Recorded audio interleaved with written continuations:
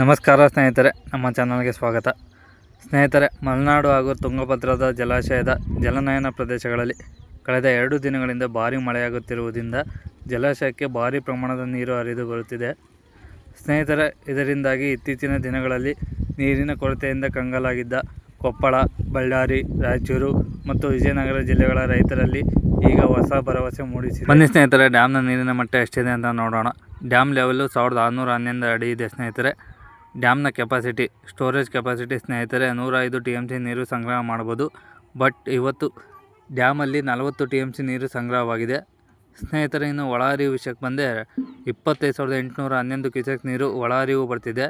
ಹೊರ ಹರಿವು 1,195 ಕ್ಯೂಸೆಕ್ ನೀರು ಹೊರ ಹರಿವು ಹೋಗ್ತಿದೆ ಸ್ನೇಹಿತರೆ. ತುಂಗಭದ್ರಾ ಡ್ಯಾಮ್ನ ಹೊರ ಹರಿವು ನೀರು ಯಾವ್ಯಾವ ಕಾಲುವೆಗೆ ಎಷ್ಟು ನೀರು ಹೋಗ್ತಿದೆ ಅಂತ ನೋಡೋಣ.